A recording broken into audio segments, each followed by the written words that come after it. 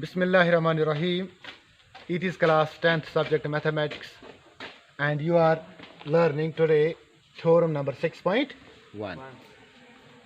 तो जो ये theorem है, it says that if a line is drawn parallel to one side of a triangle to intersect the other two sides at distinct points. यानी हम theorem में कहा गया है कि अगर हम एक लाइन ड्रॉ करेंगे, ट्रायंगल के तीन साइड्स में से एक साइड को हमें और एक लाइन पैरेलल ड्रॉ करनी है, दैट इज, तो हमारे पास एक ट्रायंगल है, it is name is ABC. इसका नाम क्या है? ABC. तो इसका हमने और एक लाइन ड्रॉ की, दैट इज D. तो D is parallel to BC. लेकिन ये D हमने ऐसे ड्रॉ करनी है कि ये ट्रायंगल के बाकी दो साइड्स को इंटरसेक्ट करनी चाहिए. यानी ये गई ट्रायंगल हैं दोनों साइड क्या करूँ? इंटरसेक्ट. बेगे गई पान आसनी पैरेलल. BC is गई पैरेलल आसन. तो then the other two sides are divided in the same ratio. जब हम पैरेलल ये ड्रा करेंगे इसको, तो बाकी जो दो साइड्स हैं जो डिवाइड होंगे, जो इंटरसेक्ट होंगे, those will be intersected in the same ratio. Same ratio means यानी this divided by this will be equal to this divided by this. Only the condition is that DE should be parallel to BC. अगर DE is parallel BC is, then ये divide गुमत in the same ratio. ऐसे ये theorem दी prove करें. तो prove करने के लिए सबसे हम पहले लिखते हैं व्हाट इज गिवन. तो हमारे पास एक ट्रायंगल है ABC, तो इसमें DE is parallel to BC. ये मैंने यहाँ लिखा in triangle ABC DE is parallel to BC. It is given. तो प्रूव क्या करना है हमें? AD डिवाइड बाई DB, यानी टू प्रूव. तो टू प्रूव हम इस रो में अलग से लिखते हैं AD divide by DD. AD divide by DB it should be equal to AE divide by EC. ये चीज़ हमें प्रूव करनी है. तो इसके बाद आता है तीसरा step, that is construction. Construction में हम वो स्टेप्स लिखते हैं जो हमें इस चीज़ को प्रूव करने के लिए ज़रूरत होते हैं. यानी इस ट्रायंगल में हमें क्या क्या ज़रूरत है इस थ्योरम को, इस चीज़ को प्रूव करने के लिए, उसको हम क्या कहते हैं? कंस्ट्रक्शन. कंस्ट्रक्शन से क्वेश्चन पे कोई फ़र्क नहीं पड़ता है. इट इज़ सिंपली तो दो steps which are use to prove any entity. यानी अगर हमें कोई चीज़ प्रूव करनी है तो उस प्रूफ के लिए हमें क्या क्या ज़रूरत होती है, तो उसको हम कंस्ट्रक्शन कहते हैं. तो कंस्ट्रक्शन में सबसे पहले वी विल ड्रा जो यहाँ D है, D पॉइंट से हम परपेंडिकुलर डालेंगे इस AC पे. इसका नाम हम रखेंगे DM. और E पॉइंट से हम इस लाइन पे परपेंडिकुलर ड्रॉ करेंगे. दिस इट मेक्स हियर 90 के एंगल, राइट एंगल. तो इसका नाम हम लिखेंगे यहाँ EN. यानी DM एंड EN और two perpendiculars drawn on AC and AB respectively. तो ये चीज़ हम एक लिखेंगे.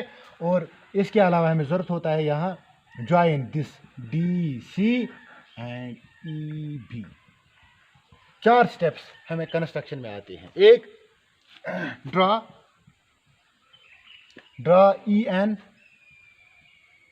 EN जो है ये मैंने किस पे परपेंडिकुलर डाला? AB पे. और क्या मैंने किया? DM perpendicular on AC. इसके अलावा ज्वाइन BE एंड DC. चार चीज़ें मैंने यहाँ की कंस्ट्रक्शन में. मैंने दो परपेंडिकुलर्स डाले और मैंने DC और BE को ज्वाइन किया. इसके बाद आता है प्रूफ शुरू होता है. तो प्रूफ के लिए मुझे ये चीज़ें प्रूव करनी है. तो इसके लिए मैं area of this triangle divide by area of this triangle एक इक्वेशन बनेगी. Then area of this triangle divide by area of this triangle. तो हम देखते हैं क्या हो जाएगा. First here area of triangle. इस ट्रायंगल का क्या नाम है? ADE. क्या है नाम? ADE.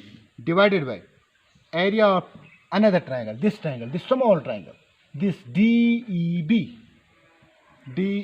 इनका रेशो हम ढूंढेंगे एरियाज का. तो अगर हमें इस ट्रायंगल का एरिया ढूंढना होगा तो फार्मूला क्या है? 1 डिवाइड बाई 2 इंटू बेस. हम ये भी इस्तेमाल कर सकते हैं, ये भी और ये भी. क्योंकि मुझे AD ज़रूरत है तो मैं ये वाला बेस इस्तेमाल करूँगा. तो क्या लिखूँगा? 1 divide by 2 AD into altitude इस पे कौन सा है? N. ये है इस पे NE. इसी तरह डिवाइडेड बाई 1 डिवाइड बाई 2 इस ट्रायंगल का एरिया जो DEB मैंने यहाँ लिखा ना DEB, तो इसका एरिया क्या होगा 1 डिवाइड बाई 2 बेस कौन सा लिखेंगे डी बी बेस लिखेंगे। ऑल्टीट्यूड इस ट्रायंगल का बाहर है this any again any and any cancel 1 divide by 2 1 divide by 2 cancel. तो क्या रह गया इधर A D divide by D B. It is equation number first. इसी तरह हम दूसरी तरफ दो ट्रायंगल्स का एरिया ढूंढेंगे। Also area of triangle again this triangle, क्योंकि इसी ट्रायंगल में ए ई आएगा तो मैं इस ट्रायंगल का क्या नाम लिखूंगा ए D E. Again area of triangle A D E divided by area of triangle. इस तरफ कौन सी ट्रायंगल आती है इस पे ई सी पे, ये वाली ट्रायंगल, इसका नाम क्या है D E C. Again D E C is equal to 1 divide by 2 into base, इस ट्रायंगल का बेस ए डी ई का बेस। तो पिछले इक्वेशन में मैंने ये बेस इस्तेमाल की, इस इक्वेशन में ये वाली इस्तेमाल करेंगे। इसका नाम क्या है ए ई इंटू ऑल्टीट्यूड इसमें कौन सा है डी एम। क्या है इसमें ऑल्टीट्यूड डी एम। तो जब मैंने ये बेस इस्तेमाल किया था तो ये ऑल्टीट्यूड था, अब मैंने ये बेस इस्तेमाल किया है, ऑल्टीट्यूड कौन है D M divided by 1 divide by 2 into इस ट्रायंगल का बेस वो कौन है ई सी इंटू इस ट्रायंगल का ऑल्टीट्यूड ये वाला है बाहर that is D M cancel 1 divide by 2 1 divide by 2 cancel.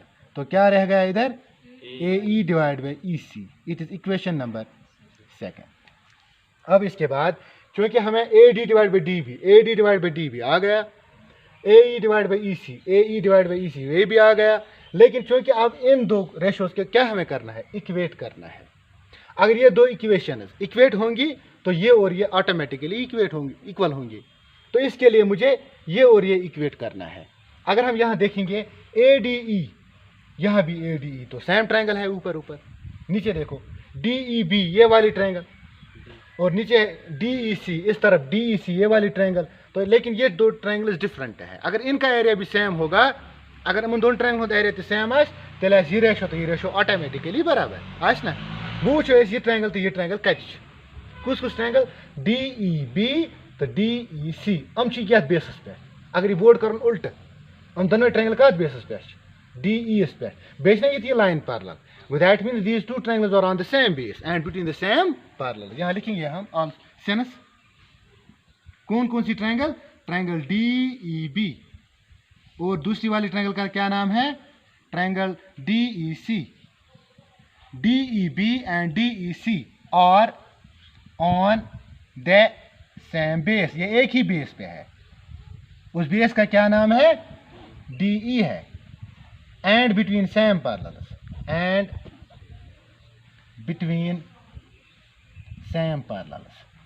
तो सेम पैरेलल कौन सा है इधर कौन सा है D E is parallel to B C. Therefore क्योंकि हमें ये 9th में पढ़ा है कि जब दो ट्रायंगल्स एक ही बेस पे होंगे और बिटवीन सेम पैरेलल्स होंगे तो उनका एरिया क्या होता है इक्वल होता है। यहाँ लिखेंगे हम therefore area of triangle A D E area of triangle A D E will be equal to area of triangle A D नहीं area of triangle D E B. कौन सा area of triangle D E B will be equal to area of triangle D E C. जब इनका area बराबर है तो इस अब देखो ये इक्वेशन नंबर 3 बन गई। अब हम इन तीन इक्वेशन को कंपेयर करेंगे। क्या करेंगे देखो इस इक्वेशन का ये ए डी ई और इस इक्वेशन का ए डी ई सेम है। दूसरी जो इसमें डिनोमिनेटर में है that is D E B और यहाँ क्या है डी ई सी, तो इनका एरिया भी इक्वल है। मैंने तीसरी इक्वेशन में दिखा दिया। तो इसका मतलब है यहाँ ऊपर और यहाँ ऊपर सेम है, नीचे और नीचे वो भी इक्वल है। तो इसका मतलब है ये रेशो और ये रेशो क्या होगा सेम होगा इक्वल होगा। लेकिन ये इसके बराबर है ये इसके बराबर है। जब ये और ये सेम रेशो है तो ये भी और ये भी सेम रेशो में होगा। तो लिखेंगे यहाँ from equation first second and third. इन तीन इक्वेशन से क्या हम अखज़ करते हैं we get that this A D divided by D B is equal to A E divided by E C.